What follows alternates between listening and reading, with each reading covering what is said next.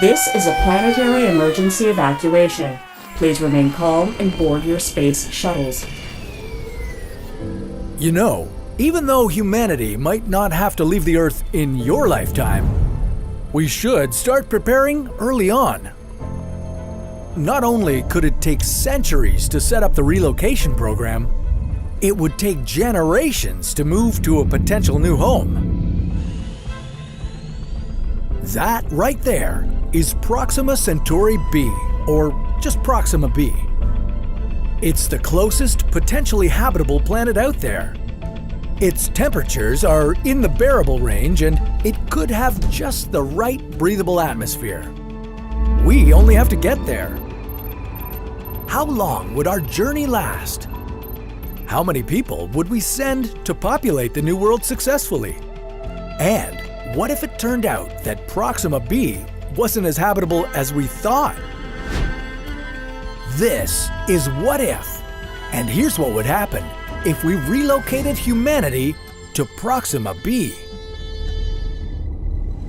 When astronomers started finding planets outside our solar system, or exoplanets, we realized that there are many worlds out there.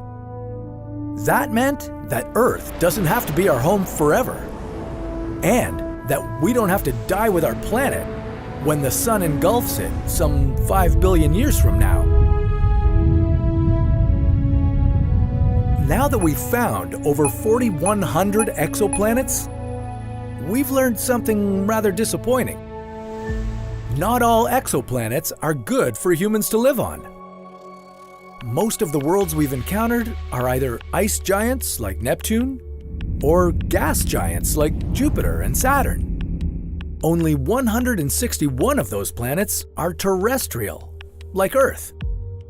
And when it comes to sustaining human life, being terrestrial isn't quite enough. Proxima b is very promising. It orbits a red dwarf star called Proxima Centauri in a system with 3 stars in it. Proxima Centauri is small. It only has between 7.5% and 50% of our sun's mass. That's a good thing. Because the red dwarf Proxima Centauri is so much smaller than our yellow dwarf sun, it burns at a lower temperature. It takes stars like Proxima Centauri much longer to burn through all of their hydrogen supply. Because of that, Proxima Centauri has a lifetime of trillions of years, while our sun has a 10 billion year expiration term. That alone makes Proxima b a good candidate for relocation. That, and the fact that its orbit lies in Proxima Centauri's habitable zone, that means there's the potential for liquid water and comfortable surface temperatures. If we're lucky, Proxima b would have an atmosphere that we could breathe. If it does, the surface temperatures would be in the range of 30 degrees. I don't know about you, but I'd move there right now. I just need to warn you that there are a few problems. A trip to Proxima b would be long and very dangerous. Proxima b might be the closest habitable exoplanet we've got, but that doesn't mean it's close. The red dwarf star Proxima Centauri is about 4.3 light years away. That means that if you could travel at the speed of light, it would take you 4.3 years to get there. Nothing we've built so far can reach that kind of speed. Realistically, a trip to Proxima Centauri in a space shuttle would take 165,000 years, give or take. That's right. Some of the colonists would be born in transit. Some of them would never see the Earth. Some of them would never see Proxima b. They'd just live their lives aboard the spaceship and die in space. How many humans would we need to send on a mission exactly? Well, according to some calculations, 98 people would be just enough. Their descendants would arrive at Proxima b with enough genetic diversity to populate the entire planet. And that's accounting for possible cases of infertility, inbreeding, and sudden deaths. In those calculations, the crew would be traveling on something faster than a space shuttle. Their mission to Proxima b would only take 6,300 years. But don't be surprised. Technology is constantly improving. Right now, a scientific and technological program called Breakthrough Initiatives is looking at how we can get in the neighborhood of Proxima Centauri within 1 generation. Their Project Starshot is working on an ultralight, unmanned probe that would reach the star system in just 20 years. Now I definitely need to sign up. But again, Proxima b is really far away. It's so far that we can't even see if it has an atmosphere.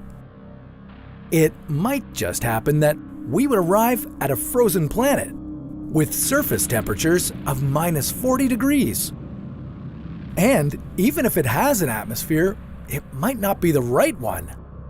We might still enjoy warm temperatures, but we'd be doing that in spacesuits with oxygen tanks. Or Proxima b could be tidally locked to Proxima Centauri, meaning that one of the planet's sides would always face its star, and the other side would be plunged into darkness. Spaceflight itself could bring some unpleasant surprises. Spending an entire lifetime in a zero-gravity environment would lead the crew members to lose muscle and bone density. They'd be constantly exposed to space radiation. Their microbiomes, immune systems, and physiology would all be different from ours. They wouldn't be the same kind of humans as we are. They would change their values and culture. They might forget all the farming techniques we teach them to sustain themselves in space and on their new planet. They might change their mind about the mission altogether and just turn their spaceship in a different direction. Who knows? They might even come back to Earth and take revenge for all those years they were forced to spend in space. If that happens, I'll be asking for a refund. Sending anyone on a mission like this is a huge risk. We'd need to design and build a vehicle, choose the space travelers very carefully, supply them with all the food and water, and make sure they could become self-sustaining. We'd have to design new propulsion, navigation, hibernation, and life support systems. And we have no way of knowing if Proxima b is actually habitable. Well, now I don't really feel like going there, do you? Maybe a better idea would be to build a megastructure somewhere closer to the solar system. But that's a story for another What If.